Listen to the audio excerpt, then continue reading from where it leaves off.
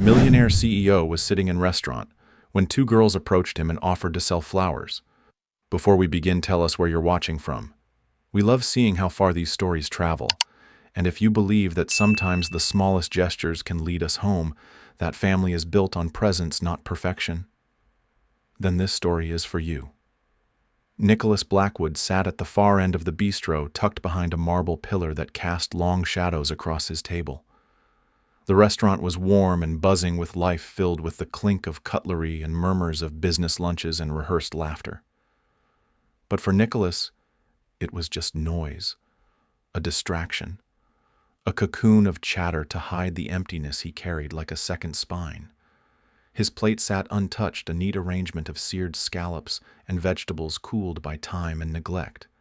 His fingers tapped absently against his espresso cup, long gone cold. His eyes scanned his tablet but didn't read it. His mind was elsewhere, spiraling through data points and deadlines and the kind of projections that built empires and quietly hollowed out the man behind them.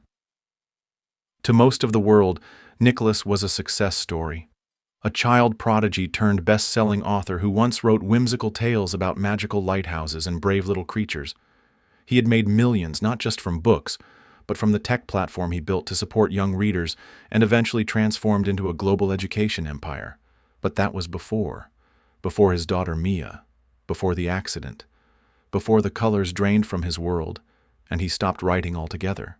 Now he was just another rich man in a dark suit, orbiting the world of imagination like a ghost locked outside a home he once belonged to. A shadow moved beside him, slight and uncertain. He didn't look up at first, thinking it was the waiter.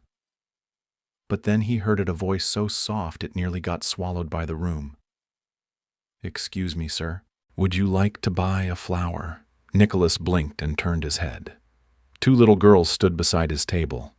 They couldn't have been older than 6, identical down to the round faces and curly dark hair, but one wore a faded yellow jacket and the other a green sweater with a butterfly patch near the shoulder. One of them, the girl in yellow, held out a plastic bucket with a few slightly wilted roses poking out of it. Her hand trembled slightly from cold or nerves, he couldn't tell. His first instinct was irritation.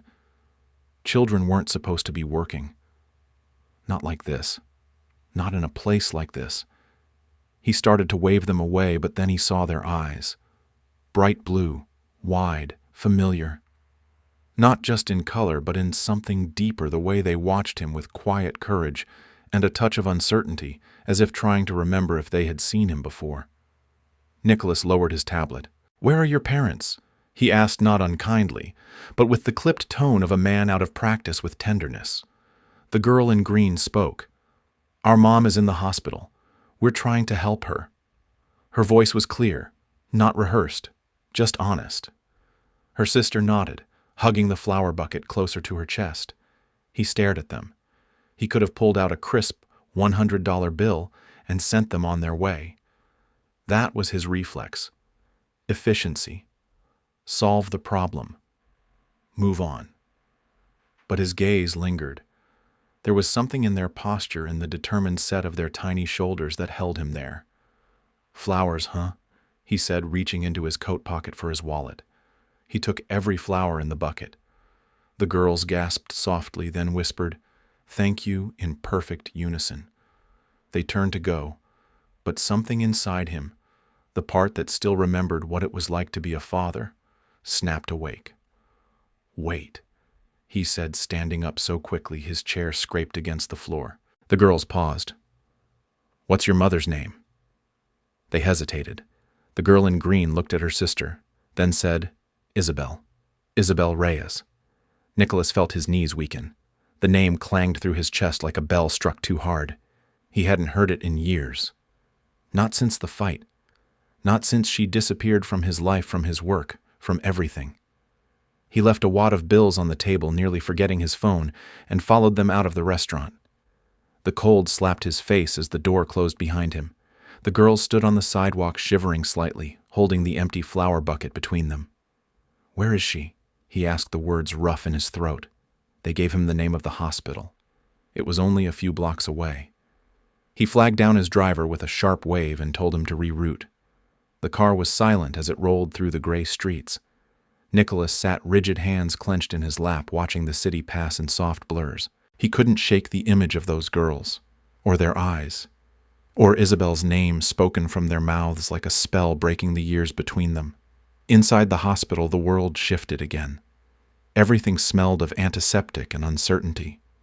The air buzzed with machines and hushed voices. At the front desk, he said her name. The nurse glanced up, then typed something into her computer. "Room 314, she said. "But visiting hours are nearly over." He nodded, already walking. Outside the door, he paused. His hand hovered above the handle. Part of him wanted to turn back. What right did he have to walk into her life now? But the vision of two girls standing with wind-chapped cheeks and too thin jackets pressed against his mind. He pushed the door open. The room was dim, lit only by a lamp on the table. Isabel lay in bed, her face turned toward the window. Her once black hair had lightened into soft chestnut strands, pulled back into a braid that frayed around her temples. She looked smaller, tired, but still unmistakably herself. Her eyes opened slowly. They met his, and the disbelief in them bloomed like a bruise. "Nicholas," she whispered. He stepped inside, closed the door behind him. "Hi, Isabel."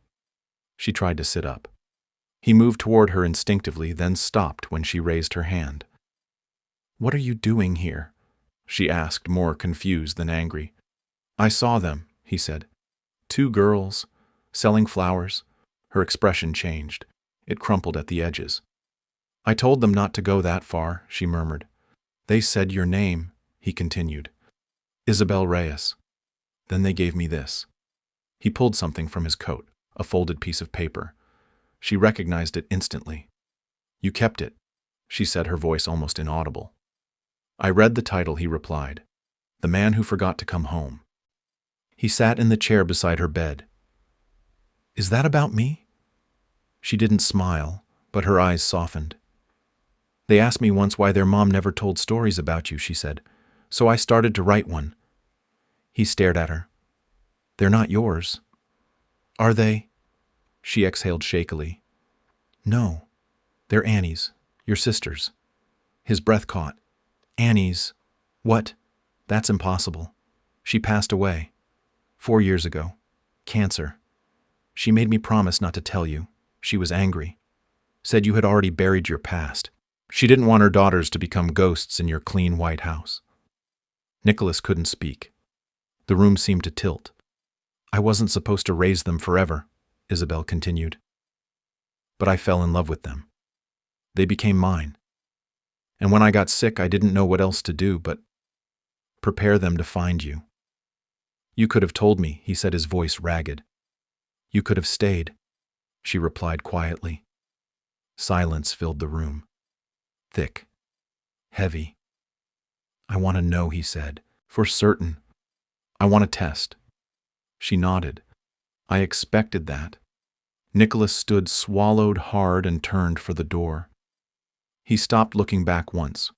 Why that title? Why that story? Isabel looked up at him, her eyes tired but steady. "Because once you wrote about how all your characters came home eventually, even the ones who got lost in the dark." Nicholas left the room without answering, but as he walked down the corridor past the nurses and wheelchairs and vending machines, her words echoed in his ears. Outside, snow had begun to fall. For the first time in years, Nicholas Blackwood wasn't running from something. He was being pulled back, toward truth, toward the pages he'd left unwritten, and 2 little girls who had just reminded him what it meant to begin again. Nicholas sat in the back of the car, staring out the window as the city slid by in shades of gray and blur. The heater hummed gently around him, but the chill inside his chest refused to thaw. He clutched the folded piece of paper the twins had given him, the edges soft from small hands and careful folding. The Man Who Forgot to Come Home. 6 words. That was all it took to split open years of carefully layered silence. He had told himself he was fine. He had told the world that he had simply moved on. But the truth was he had vanished from himself long before anyone else noticed. And now here he was, a man chasing ghosts because two little girls with blue eyes had looked at him like he used to matter. He had called his legal counsel before the car even left the hospital parking lot. The firm arranged for a discreet paternity test through a private clinic. The DNA kits would be delivered to the hospital within the hour. Connections had their uses. The question of logistics didn't bother him. What kept ringing through his mind wasn't the possibility that Isabel had lied. It was that she hadn't. And if she hadn't, then the weight of what he had missed was unbearable. He leaned his head back and closed his eyes. He saw Annie's face. It had been years since they spoke. She had always been his opposite. Warm where he was guarded, chaotic where he was structured, full of feeling where he preferred control. They had grown apart after Mia died, or maybe he had pushed her away because her grief looked too much like his own. But now the silence between them had a gravestone, and it was too late to say anything at all. By the time Nicholas returned to the hospital later that evening, the twins were asleep in a small lounge down the hall. A nurse had given them coloring books and a blanket. Their cheeks were flushed from the heat of the radiator and the adventure of the day. He stood in the doorway watching them for a long moment, hands in his coat pockets, unsure whether to step closer or let the moment be. One of them stirred. The girl in green. She opened her eyes slowly and blinked at him. "You came back," she said, her voice raspy with sleep. "I did," he replied quietly. "Is it Mari or Luna?" She yawned. "I'm Luna. Mari's the loud one." As if on cue, the other twin stirred and sat up. Her eyes locked on Nicholas immediately. She looked him over with more suspicion than her sister, clutching the blanket tighter. "Are you the man from the story?" She asked, her tone more challenge than question. Nicholas stepped into the room and knelt in front of them. He didn't speak right away. He didn't know how to answer that. "I think I might be," he said finally. "But I'm trying to be someone better now." Mari narrowed her eyes. "Considering that, did you bring snacks?" He blinked, then laughed a short, startled sound. "No, but I'll remember next time." Luna leaned forward and whispered something to her sister. Mari nodded slowly. Then both girls stood and walked toward him. He braced himself, unsure of what they'd do, but instead of hugs or questions, they simply sat down beside him on the floor. Mari reached into a backpack and pulled out a wrinkled drawing. She handed it to him. It was a picture of a man with messy brown hair and two small girls holding his hands. The man had a crooked crown. The girls were smiling. Above their heads was a line of blocky text. "You came home." He swallowed hard and looked at them. "Did you draw this?" "We both did," said Mari. "Luna did the hair. I did the crown. Mommy said you used to draw too." He nodded, staring at the lines on the page as if they were sacred. "I did. A long time ago." Luna's voice was quiet. "Do you still know how he didn't answer?" But he folded the drawing carefully and put it inside his coat pocket. Then he walked them back to Isabel's room. She was awake now, propped up by pillows, her skin still pale but her eyes sharper than before. "They like you," she said without preamble. "I'm not sure I deserve that," he replied. "They're not asking for perfection," she said. "Just someone who doesn't leave." Nicholas glanced at the girls, now settled into chairs with crayons and a small pad of paper. "I don't want to be a stranger," he said, "but I also don't want to take anything away from them. From you." Isabel smiled a little sadly. "They're your family too, Nicholas. I may have raised them, but they belong to more than just me. They deserve to know where they came from, who they come from." He nodded. "The test will confirm it. But I already see it." "They have Annie's stubbornness," Isabel said, "and her eyes." Nicholas added softly. They sat in silence for a while. The hum of machines filled the space between them. Isabel's breathing was slow but steady. Nicholas watched the way her fingers moved restlessly over the hospital blanket, as if trying to memorize the shape of the fabric. "I never meant to disappear," she said finally. "After the funeral, you shut everyone out. You stopped writing. You stopped talking. And I didn't know how to reach you." He didn't look at her. "You were the only person who tried." And I failed. She whispered, "No, I failed. I was drowning and I didn't let anyone in. Not Annie, not you." Her voice cracked. She didn't want to leave them. She wrote letters to you. But then she changed her mind. She tore them up, said you didn't need more weight. He covered his face with one hand. "And now she's gone." "And you're here," Isabel said. "That counts for something." The next morning, Nicholas returned with breakfast. Real food, bagels with cream cheese, warm oatmeal with bananas, apple juice in tiny cartons. The girls lit up when he arrived. Mari climbed into his lap as if it were the most natural thing in the world. Luna handed him a drawing she'd made overnight, a clumsy heart with 4 names scrawled inside. Isabel, Luna, Mari, and Nick. They said his name like it belonged. The paternity results arrived later that day. Nicholas read the document in Isabel's hospital room, standing by the window as sunlight spilled in. The words were clear. Probability of paternity, 99.99%. Luna Reyes and Mari Reyes were the biological children of Annalise Blackwood and therefore the nieces of Nicholas Blackwood. He didn't cry.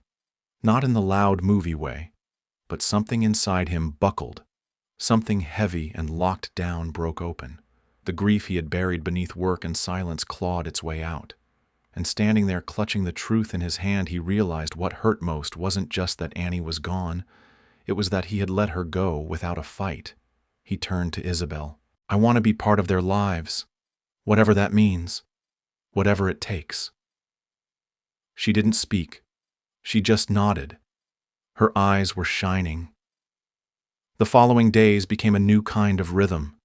Nicholas visited morning and evening. He brought sketch pads and juice boxes and picture books he had once written. The girls took to him quickly. Luna liked to quiz him on animal facts. Mari asked him a million questions about the gadgets in his phone. They asked if he could draw a dragon. He did, badly. They declared it perfect one evening while the girls were asleep in the corner of the hospital room. Isabel said, "They don't need you to replace what they lost. They just need to know you're not going anywhere." He looked at her. "What about you?" She smiled faintly. "I just need to know they'll be okay." Nicholas reached across the bed and took her hand gently. "They will be. I promise." And in the quiet that followed, he understood something he hadn't allowed himself to feel in years. He didn't have to fix everything. He didn't have to be the old Nicholas or the perfect uncle or the man who wrote bestsellers. He just had to stay, to listen, to show up again tomorrow. And for the first time in a very long time, that felt like enough. A small pause. If you're still watching, thank you. Please consider subscribing. Your support is what keeps our stories alive. Let's get back to it. The snow had thickened overnight, casting a soft hush over the city streets as if the world itself had paused to listen. Nicholas stood outside the hospital doors, balancing a cardboard tray with 2 warm bagels, a paper cup of black coffee, and a small container of apple slices shaped like stars. He wore a wool coat this time, not his usual tailored jacket, and his shoes had traces of salt from walking rather than being driven. Something about the cold seemed to scrape him clean. For the past few days he had started his mornings this way, showing up not as the man in charge of anything, but as someone who was simply trying to be there. Inside the hospital was already humming with its early routines. Nurses wheeled carts down the halls and gentle beeps echoed from monitors in nearby rooms. Nicholas nodded at the woman behind the reception desk who had come to recognize him. She gave him a small smile, one that said more than words. She had seen the shift. Visitors who return again and again are rare in places like these. When he reached Isabel's room, he knocked lightly before opening the door. The girls were already awake, their legs tangled in the thin blankets on the pull-out couch beside Isabel's bed. Mari was brushing a doll's hair with aggressive focus, while Luna sat cross-legged holding a crumpled sheet of paper covered in hand-drawn stars. Morning, Nicholas said, lifting the bag of food. Mari scrambled upright. "You brought the star apples again." "I did. And cinnamon bagels." Isabel's voice drifted softly from the bed. "He's becoming dangerously predictable." Nicholas set the tray down and smiled at her. She looked better today. Her skin had more color and the dark shadows under her eyes had faded slightly. She was still thin, still fragile, but the fire in her expression was more familiar now. Less survival and more presence. He handed her the coffee and she accepted it with a grateful sigh. The girls climbed into chairs and tore into the food with the enthusiasm of small children who had learned not to take warm meals for granted. Nicholas sat nearby, watching them with a quiet reverence. Every morning felt like a discovery. Luna's careful way of folding napkins, Mari's habit of talking with her mouth full when she got excited, Isabel's eyes following them across the room like a lighthouse beam, never quite resting until they were safe again. After breakfast, he pulled out a sketchbook he had brought from home. It was a thick, leather-bound one he had once used years ago, still half empty. He handed it to the girls along with a tin of colored pencils. "I thought maybe we could work on something together," he said. "A new story. Maybe about a dragon who forgets he has wings." Luna looked up. "Can it have twins?" "Of course, can one of them be afraid of flying?" asked Mari, mouth full of apple. He grinned. "I think that sounds perfect." For the next hour they sprawled across the hospital room floor, drawing scenes and inventing dialogue. Nicholas let them lead. He just followed their rhythm, his pencil moving more easily than it had in years. He didn't realize how much he missed this, the act of creation without purpose of building something just because it mattered to someone. Later that afternoon, Isabel dozed off mid-sentence while reading a book. Nicholas draped a blanket over her gently, then turned to find the girls gathering their things. "We're going to show Nurse Penny our drawings," said Luna. "She likes dragons." "All right," Nicholas replied. "I'll be right here." When they left the room, he sat back down and reached into his coat pocket. He pulled out the folded page they had given him that first night. The beginning of The Man Who Forgot to Come Home. The handwriting was unmistakably Isabel's. Each word had been written with care, the lines curling like vines around the edges of grief and love. He read the opening line again. "There once was a man who walked so far from his home, he forgot the sound of his own name. His throat tightened. He had walked that far, hadn't he? All the way out of his own skin, out of love, out of family, and now he was trying to return without a map." A knock interrupted his thoughts. A woman stood in the doorway holding a clipboard and a wary expression. She wore a gray sweater and a lanyard with a badge that read, "Caseworker, Child Services." "You're Nicholas Blackwood." He stood. "Yes, I'm Ellie Granger. I'm assigned to Luna and Mari's temporary guardianship case. May I come in?" Nicholas nodded slowly. "Isabel is resting. The girls just stepped out for a bit." She entered the room, her tone polite but firm. "I've been reviewing the situation. Given Isabel's condition and lack of immediate family, we're beginning to prepare contingency plans in case her recovery doesn't stabilize." Nicholas felt the muscles in his shoulders stiffen. "What kind of plans foster placement potentially?" she said. "But that depends on family availability. Our files indicate that you're the children's maternal uncle, but we had no prior record of your awareness or involvement. Until a few days ago, I didn't know they existed," he said. "Their mother. My sister passed away without telling me." Isabel honored her wishes. "I've only just found them, but I intend to stay. Permanently." She studied him. "Intentions are good, Mr. Blackwood, but you'll need more than that. Proof of stability. Legal guardianship applications. Background checks. We'll also need to observe your interactions with the children, I understand," he said. "Whatever it takes. I'm not walking away from them." She gave a curt nod. "That's good to hear. But be prepared. These things move slowly. And children like Luna and Mari, they've seen a lot of instability. If you make promises, you need to keep them." Nicholas looked over at the crayon drawings taped to the wall, at the sketchbook half filled with color and joy, at Isabel sleeping peacefully for the first time in days because someone else was watching over them. "I don't make promises.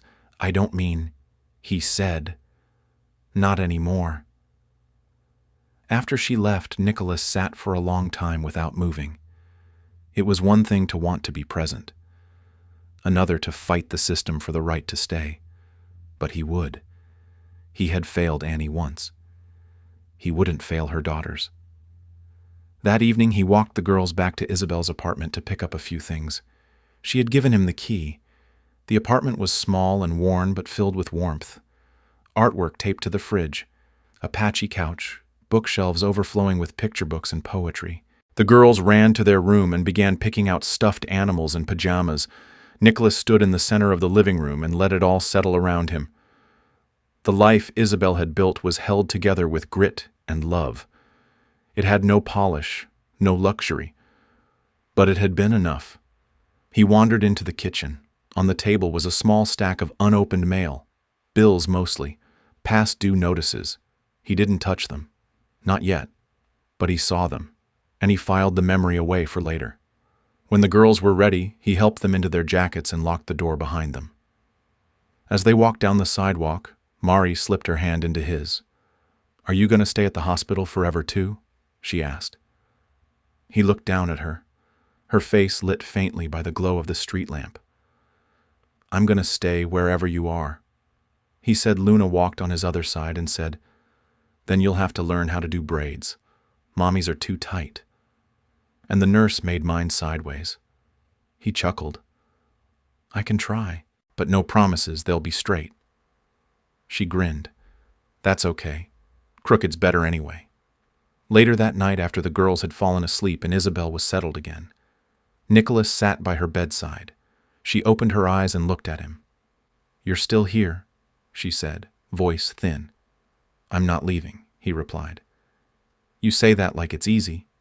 It's not. But it's right." She closed her eyes again, a soft smile brushing her lips. "You're different now," she said. "I had to be," he whispered.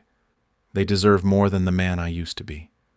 And as the hospital lights dimmed and the night deepened around them, Nicholas sat silently in the chair, one hand resting on the sketchbook, the other holding a crumpled drawing of a man with a crooked crown. He didn't know what the next day would bring. But for the first time in years, he wasn't afraid of what came next. He was exactly where he needed to be. The days that followed unfolded with the quiet weight of significance. Nicholas found himself moving through time, not by meetings or flight schedules, but by juice boxes, whispered bedtime questions, and the gentle rhythm of hospital monitors.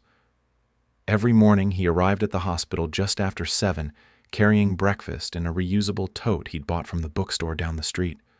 The girls always greeted him with sleepy eyes and tangled hair, and Isabel would lift her head from the pillow, her voice rough but warm. He learned the nurses' names, where the best vending machine was, and which crayons had been chewed too much to color properly. It was a world so different from the one he had lived in for years that it felt almost like fiction. And yet it was the first time he had felt awake in a very long time. The sketchbook they shared was filling fast. Page after page of dragons, stars, forests, and crooked little houses appeared each day. Luna had taken to creating characters with elaborate names and backstories, while Mari preferred action scenes with volcanoes and explosions. Nicholas let them lead the story, though sometimes they turned to him for details or endings, or just to help draw paws that didn't look like potatoes. One afternoon, Luna handed him a drawing of a castle. It was tilted and charmingly off balance, and in the center was a tower with a window. In it stood a small figure holding a lantern. "This is the girl who waits," Luna said. "She always waits, every day, until the man remembers where home is." Nicholas stared at it for a long time, the crayon lines blurring as his eyes stung. "What's her name?" he asked. His voice hushed. "Mara," said Luna. "She doesn't get angry, but she doesn't stop waiting either." That night, Nicholas stood outside the apartment building where Isabel and the girls lived. He had offered to pick up a few more of their things since Isabel had finally convinced the nurses to let the girls stay overnight with a friend so she could rest properly. The building was older, the kind of place with creaky elevators and handwritten signs taped to the lobby wall. He stepped inside holding the key Isabel had given him and climbed the stairs to the 3rd floor. The apartment was dark when he entered, lit only by the ambient glow of streetlight filtering through the curtains. He moved slowly, respectfully, like he was entering a museum of someone else's life. There were dishes stacked neatly in the sink, a sweater draped over the back of the couch, and a row of tiny shoes lined up by the door. On the wall above the kitchen table were several pieces of children's artwork, most of them taped with care. But what caught his eye was a corkboard hung just beside the fridge. It was covered with papers, appointment reminders, school announcements, grocery lists, but pinned at the center was a letter. It was folded in half, addressed simply in Isabel's handwriting. To Nicholas. If I cannot tell you myself. He stood frozen for a moment, unsure whether to open it, unsure whether it was meant for now or later, or never at all. But eventually he pulled it free, sat down at the table, and unfolded the page. Dear Nicholas, if you are reading this, then I either found my courage or ran out of time, and I hope it's the first because you deserve to hear this from me, not from paper. But in case I fail you again, here is what I need to say. Annie loved you. Fiercely. Even when you pushed her away, she never gave up on the idea that you would come back to yourself. But when she got sick, she stopped hoping out loud. She asked me to raise the girls because she thought I still believed in you. And I did. I do. I always have. I never told you because I didn't think you'd come back for them. And if I'm being honest, I was afraid you'd come back too late.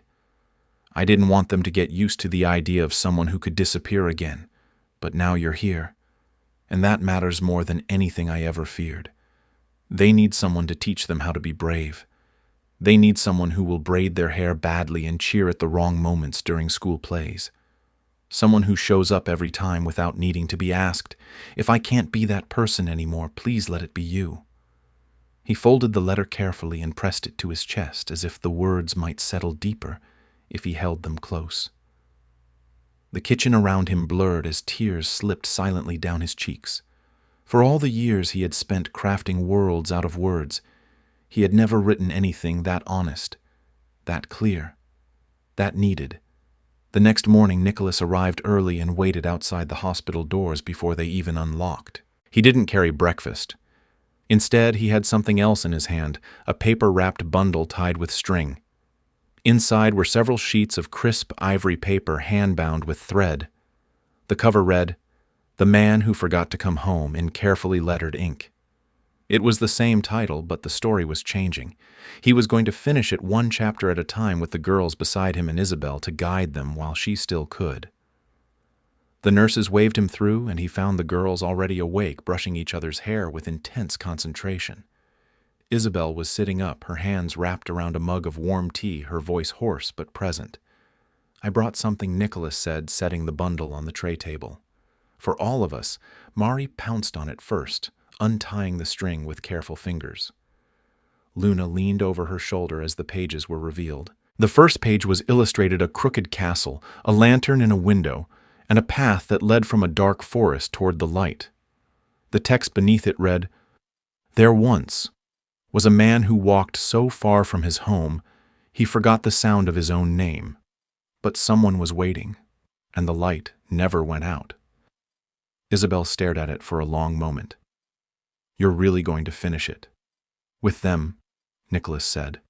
"With you, if that's all right." She smiled her fingers, brushing over the page. "It's more than all right. It's exactly what it's meant to be." Later that week, Nicholas met with the caseworker Ellie Granger in a small conference room near the hospital administration office. She had a stack of folders and a neutral expression that Nicholas had come to recognize as bureaucratic caution. "I've reviewed your documents," she said. "Your finances, your home, your employment history. Everything is in order. But emotional stability is harder to verify. Children don't need perfect, they need presence. They need consistency." "I'm not leaving," Nicholas said. "I believe you mean that," Ellie replied. "But children don't live off promises. They live off what happens next."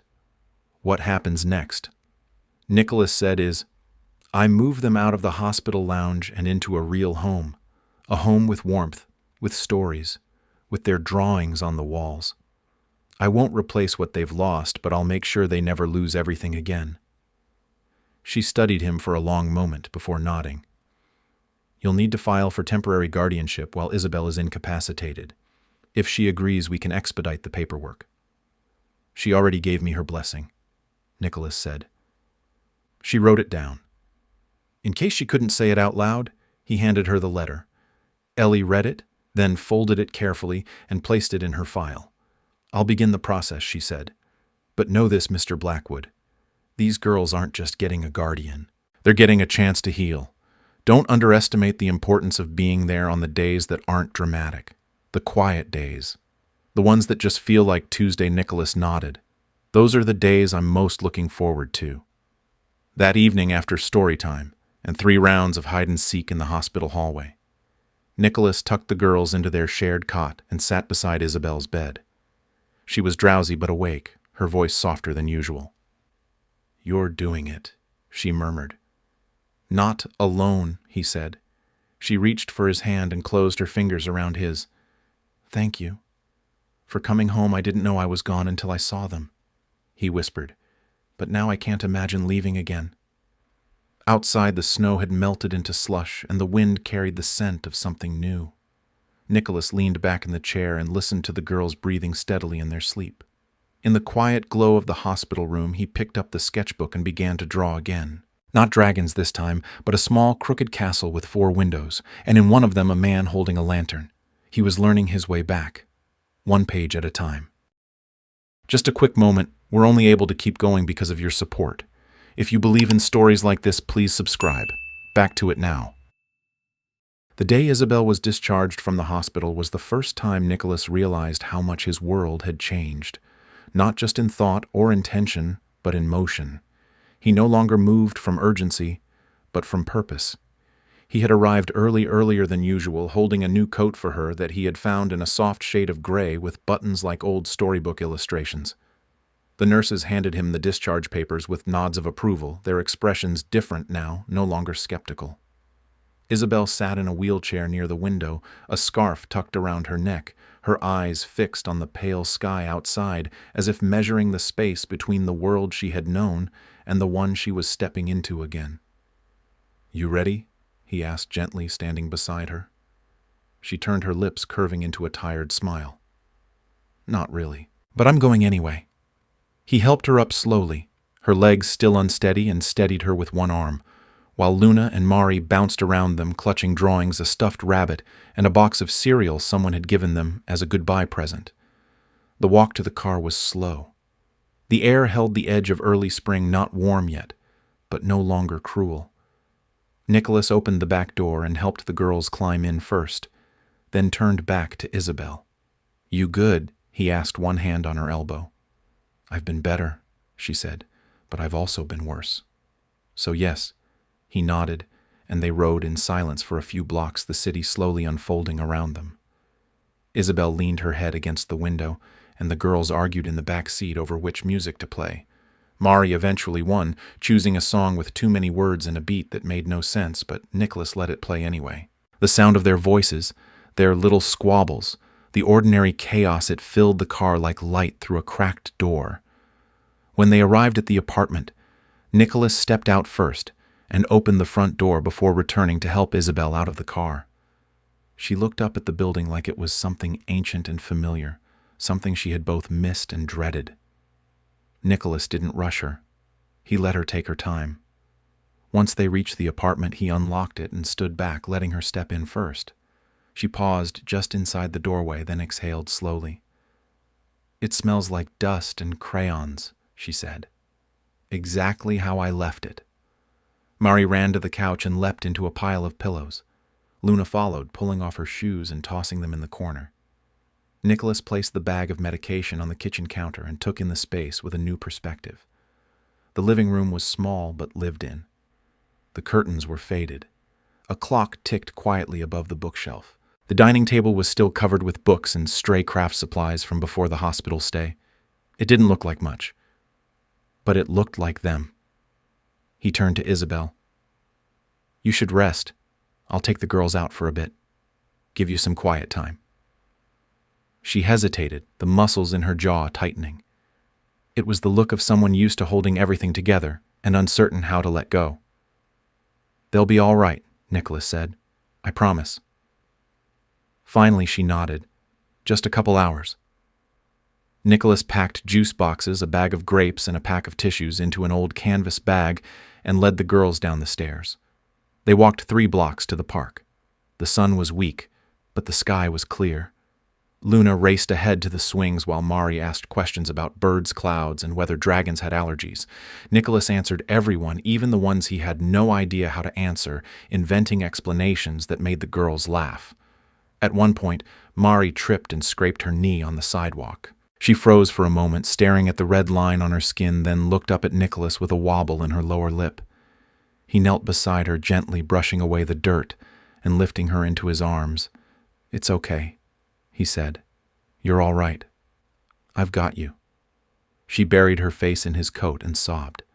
Nicholas held her tightly, his hand rubbing slow circles across her back. Luna stood beside them, frowning and holding Mari's forgotten mitten. "She falls a lot," Luna said. Nicholas smiled gently. "So did I." Back at the apartment, Isabel was asleep on the couch, a blanket pulled around her shoulders, and the late afternoon light warming her face. Nicholas guided the girls inside, quietly ushered them toward the kitchen, and gave them crayons and a sheet of paper to keep them busy. Then he moved through the apartment with quiet care, picking up clothes, tidying corners, washing a few dishes. He didn't do it to impress anyone. He did it because it needed to be done, and because for the first time in a long time, he didn't want to be anywhere else. When Isabel woke, the girls were already halfway through a drawing of a tree with heart-shaped leaves and a dragon curled around the roots. Nicholas handed her a glass of water and sat beside her. "They missed this place," he said. "So did I," she replied. "Even the broken faucet and the floorboard that creaks like it's telling secrets. They've adjusted to being with me faster than I expected," he said. "They're not afraid. They've never been afraid of the world," Isabel said. "Just of being forgotten." He nodded slowly. "I won't forget them. They believe that now," she said. "So do I." That evening they made dinner together. Nicholas cooked while the girls danced around the kitchen offering instructions. Isabel sat nearby, resting but still part of the room, her eyes following them with quiet joy. The pasta was overcooked. The sauce was too thick. But everyone ate it as if it had been made by angels. After dinner, the girls put on pajamas and curled up with blankets, while Nicholas read aloud from a worn copy of The Wind in the Willows. His voice was steady, softer than usual. Isabel sat in the armchair, her head tilted back, her eyes closed but listening. When the story ended, Luna was already asleep. Mari fought it longer, but eventually succumbed, her hand still gripping Nicholas's sleeve. He gently lifted them both and carried them to their beds, tucking the blankets around them and brushing hair from their faces. He lingered for a moment, watching them breathe before returning to the living room. Isabel was still in the armchair watching him. "You're good with them," she said quietly. "I didn't expect to be," he admitted. "I thought I would mess it up, that I wouldn't know how to be near children again. But they didn't make me earn anything. They just let me in. They saw something true in you," she said. "Even before you did," Nicholas sat across from her, his body relaxed in a way that felt unfamiliar. "I think I forgot who I was after Mia. I stopped trusting that I could be good for anyone. I shut it all down. The writing, the people, the color. And then 2 girls walked up to me with flowers in a plastic bucket and asked if I wanted to help someone I missed. You didn't just help," she said. "You came back." He nodded. "I don't know how to be perfect, but I'm learning how to stay." She leaned her head against the back of the chair and closed her eyes. "That's all they need. That's all I ever needed, too." He looked at her then, really looked. Not as a woman he had once argued with or lost or misunderstood, but as someone who had carried more than her share and still stood with grace. Her skin was pale, her hands thin, but her presence filled the room. She had done the impossible.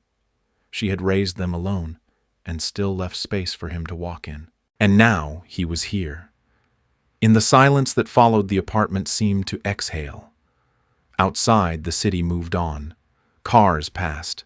A dog barked in the distance, but inside the warmth of a home quietly pieced itself back together, not from perfection, not from fairy tales, but from a promise made and kept in the most ordinary of moments.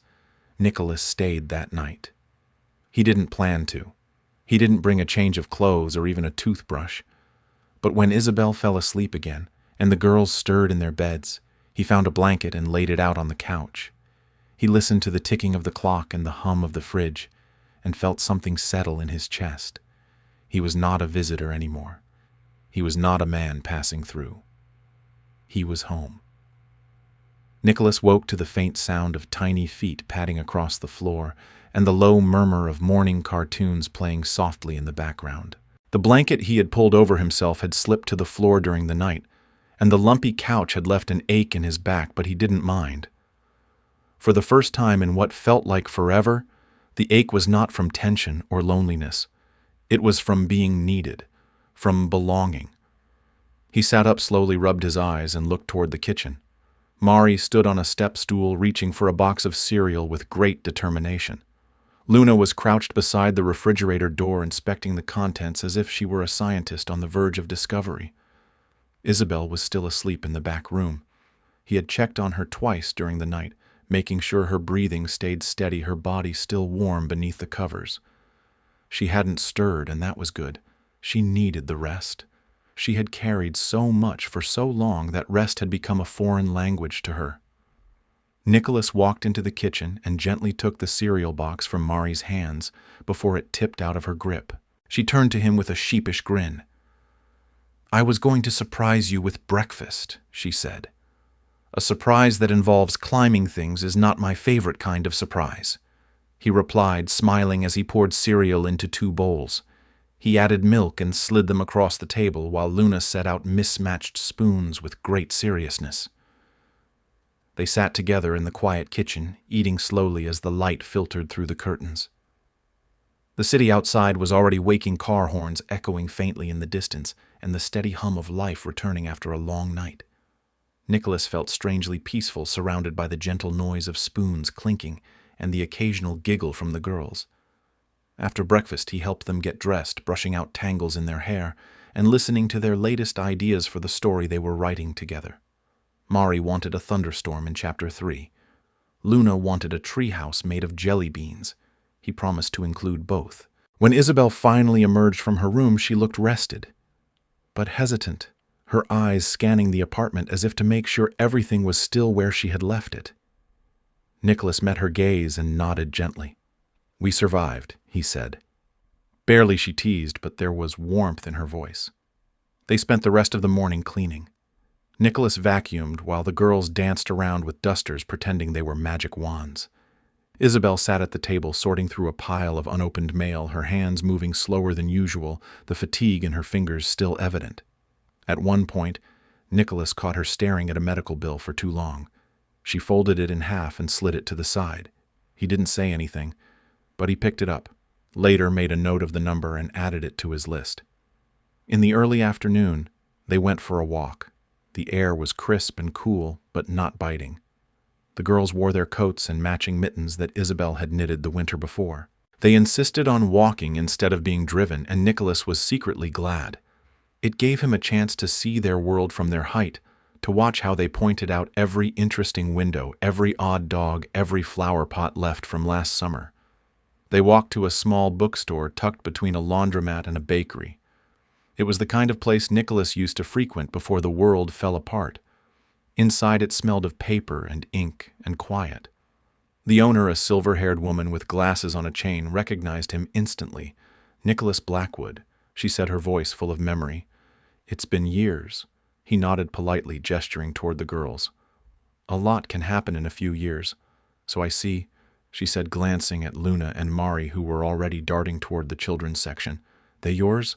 They're my nieces, but they feel like more than that." She smiled and said nothing else.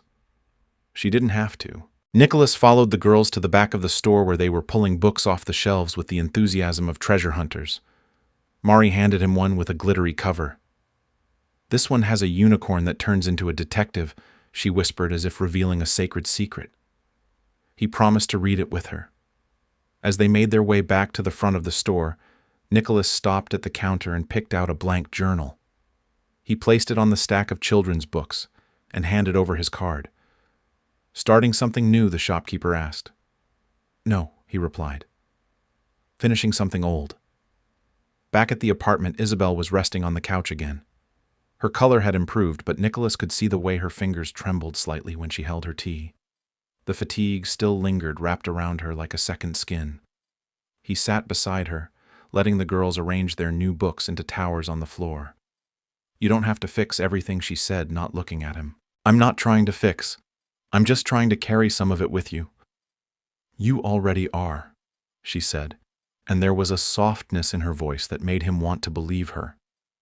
That night after dinner, and baths, and arguments over bedtime stories, Nicholas found himself alone on the fire escape.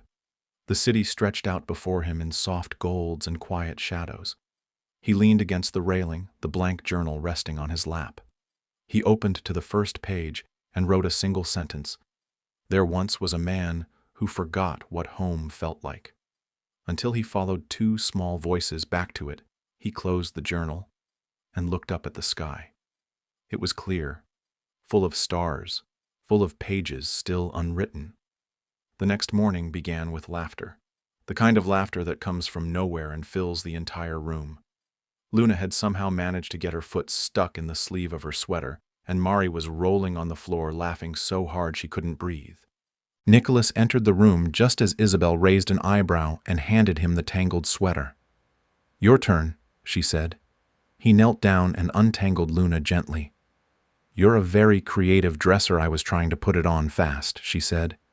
Because I wanted more time for pancakes, Nicholas made pancakes that morning. Bad ones. Too thick, slightly burned and uneven. But the girls ate them with joy, smothered in syrup and crushed strawberries. Isabel sipped her tea and watched them with a look in her eyes that made Nicholas's heart ache. She looked like someone memorizing happiness. That afternoon they worked on the story again. Isabel joined them this time, sketching soft pencil lines on the edge of the pages, filling the margins with trees and skies and tiny birds.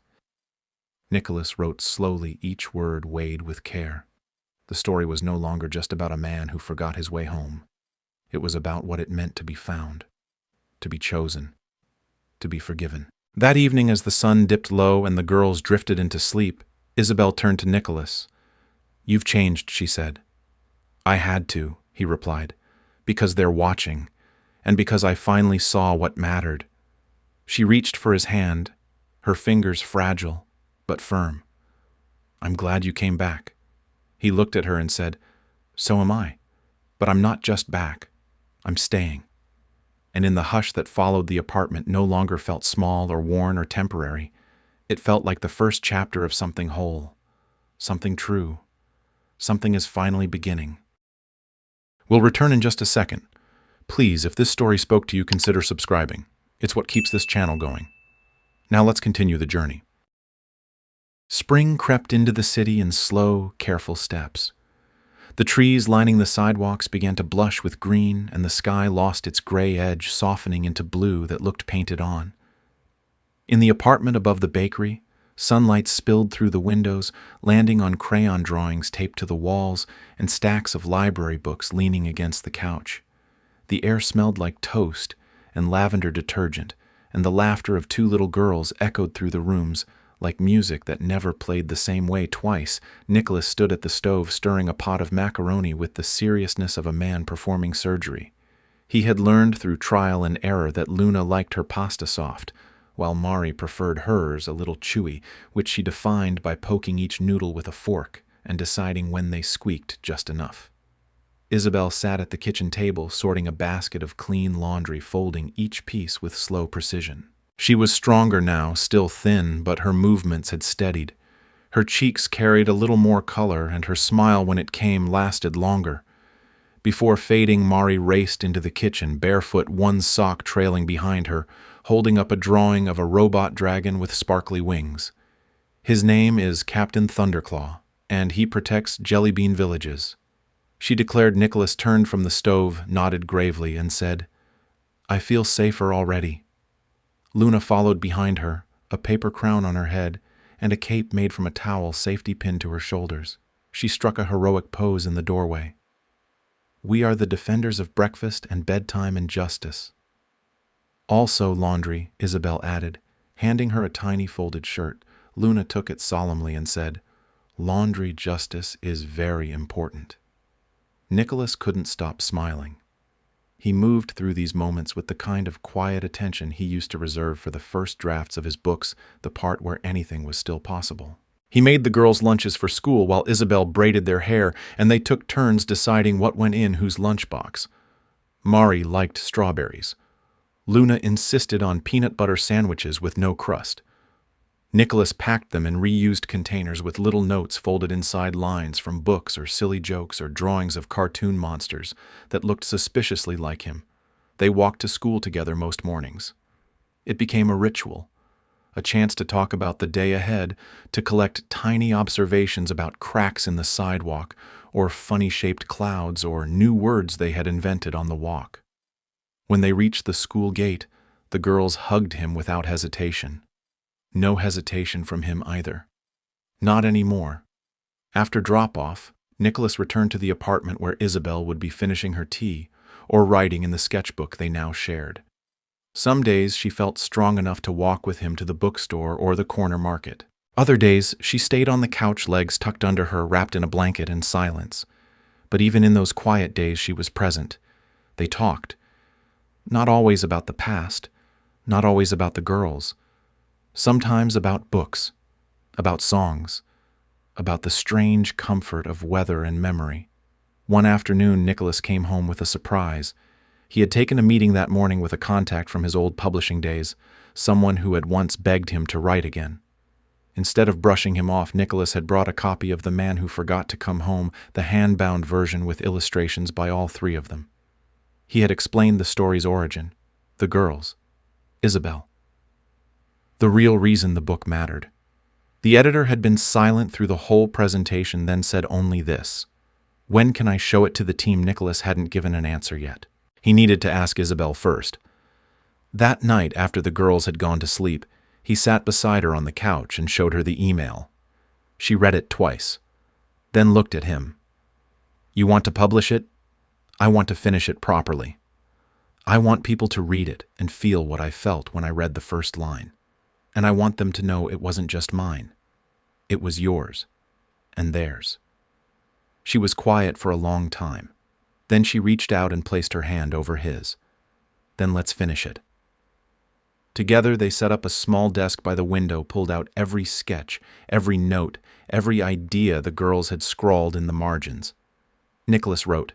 Isabel sketched. The girls added stickers and glitter and occasionally redirected the plot when they felt it was getting too serious. Chapter by chapter, the story came together. It was about a man who walked too far, yes, but it was also about two girls who built a path back for him. About a woman who lit lanterns in the dark even when no one saw them. About remembering not just where you came from, but who you could still become.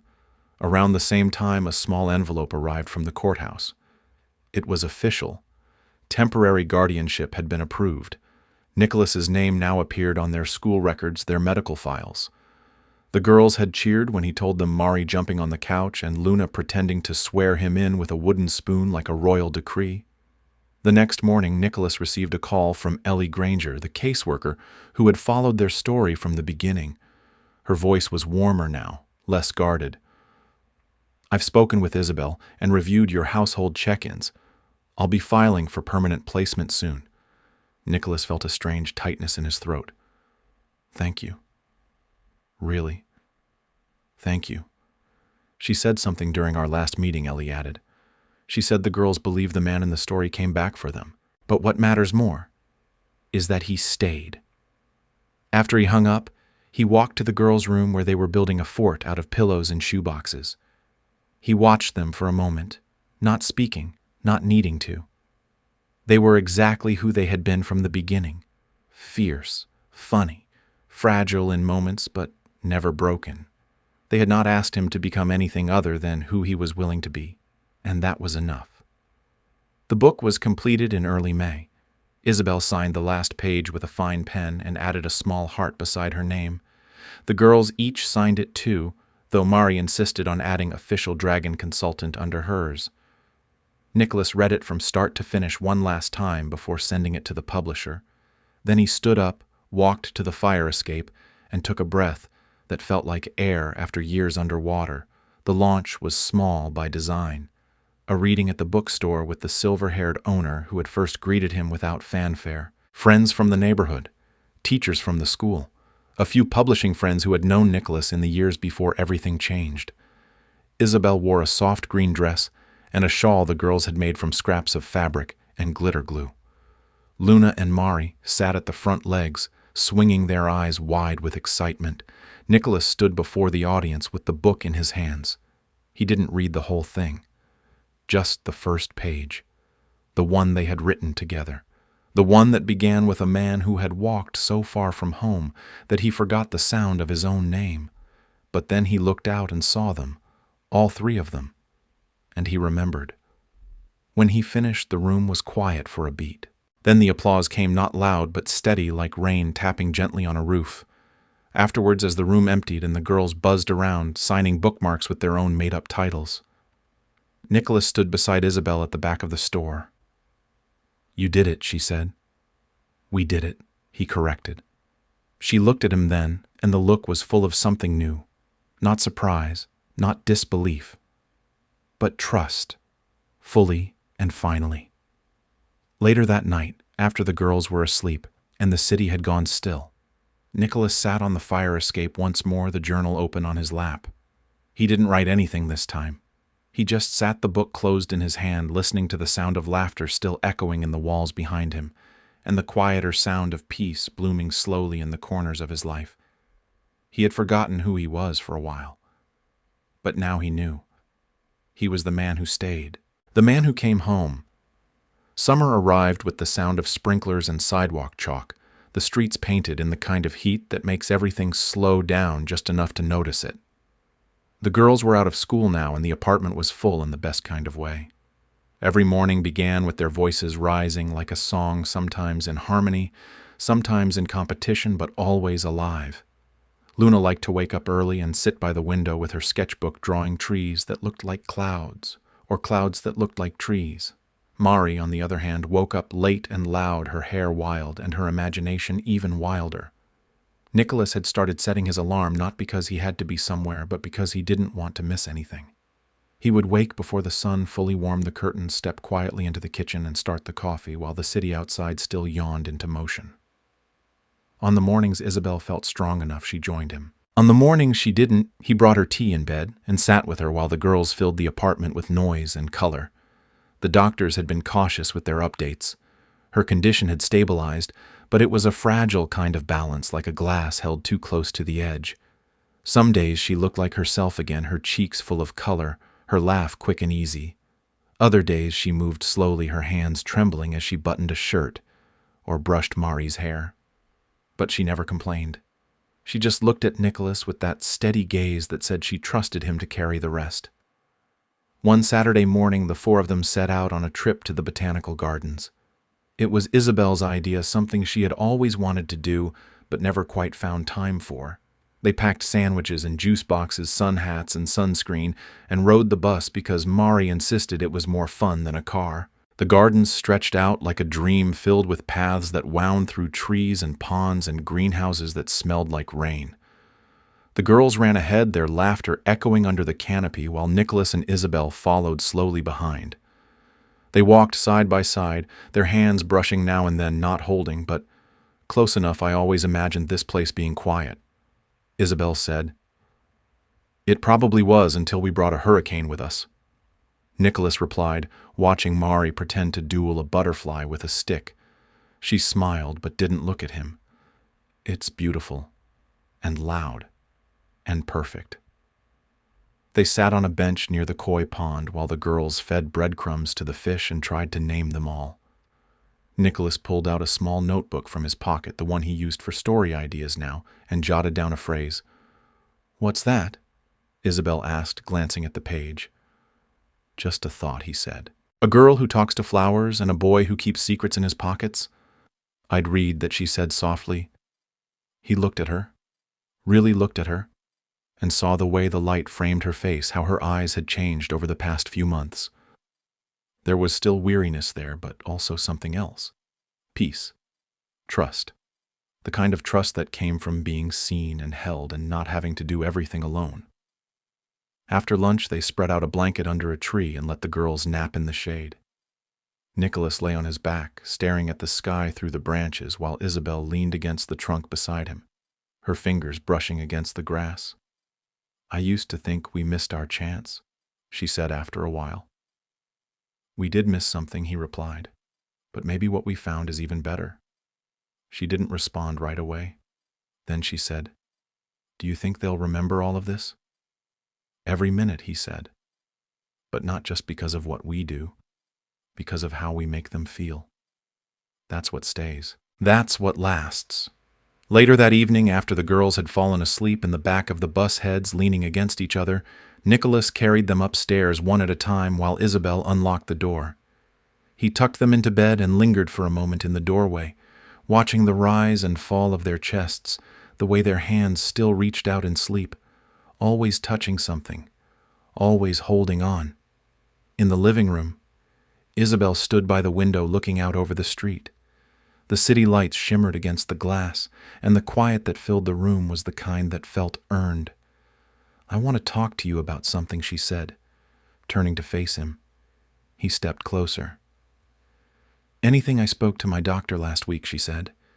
"He said my numbers are holding, but he also said we should be prepared, in case things change quickly." Nicholas felt something sink in his chest, a weight that hadn't been there a second ago. "I'm not going anywhere right now," she continued, "but I want to make sure things are in place. For them, for you. I want you to adopt them. Fully. Legally." He stared at her. "Isabel." She held up a hand. "I've thought about this. For months. You're already their father in every way that matters. They love you. They trust you. And I know you'll keep them safe. You'll love them without limits. That's all I need to know." He stepped forward and took her hands in his. "Then let's do it. Together." The paperwork took time. Meetings, verifications, home visits. But every step only made the girls more excited. They asked what their last names would be and whether they could design their own adoption party and if they had to wear matching outfits. Nicholas said yes to all of it. The day of the court hearing, the four of them stood together in front of the judge. The girls wore dresses with sparkly shoes and held Nicholas's hands on either side. Isabel sat behind them with a handkerchief clutched in her lap and a smile that never left her face. When the judge read the final order, Mari yelled, "We did it," and Luna hugged his legs so tightly he nearly fell over. Afterward, they had a party at the bookstore. The silver-haired owner closed the shop just for them and baked cupcakes with tiny paper crowns on top. Friends came. Teachers came. Even Ellie Granger showed up with a wrapped copy of The Man Who Forgot to Come Home signed by the first 100 readers. That night, Nicholas tucked the girls into bed for the first time as their legal father. Not that it changed how he felt, but it changed how the world would see them, how they would never again be counted as lost. He sat on the edge of their bed and read them a new story, one about a tree that grew books instead of leaves, and a dragon who guarded them. Mari fell asleep with her hand on his knee. Luna whispered just before drifting off. "Thank you for finding us," he whispered back. "You found me first." In the living room, Isabel sat with a cup of tea and a blanket over her knees. Nicholas joined her, the weight of the day still sitting gently on his shoulders. "You did good today," she said. "So did you," he replied. They sat in silence for a long while, the kind that felt like a chapter closing. Not with a slam, but with a sigh. A gentle exhale after a long climb. "I want you to have the apartment," she said. Suddenly, Nicholas turned to her. "Isabel, I mean it. When I'm not here anymore, I want them to be here. I want them to grow up in this space, where their drawings are on the walls, where we wrote the story, where we became a family." He reached for her hand and held it not tightly, just enough. "Then I'll stay. For them. For you. For everything we built." Outside, the city pulsed with life. But inside that little apartment, something quiet and sacred settled. A family had formed, not out of blood or planning or perfection, but out of love, out of showing up, out of refusing to let the past dictate the future. Nicholas looked at the woman beside him and the home they had created and knew that this was the ending he had never dared to write. Because it wasn't an ending at all. It was where everything truly began. Thank you for walking this journey with us. Sometimes the most powerful transformations begin not with grand gestures, but with quiet moments, a flower offered by a child, a voice that refuses to give up a promise made and finally kept. Nicholas thought he had lost everything. But in choosing to stay, to love, to rebuild, he found not just a family, but himself. If this story touched your heart, let us know in the comments. We read every word. And if you believe in second chances, in the kind of love that is chosen not by obligation but by presence, subscribe to our channel and tap the bell so you never miss a moment like this again. Your next emotional story is waiting. Tap the video on your screen now. We promise it's one you will not forget. Thank you for being here. We will see you in the next story.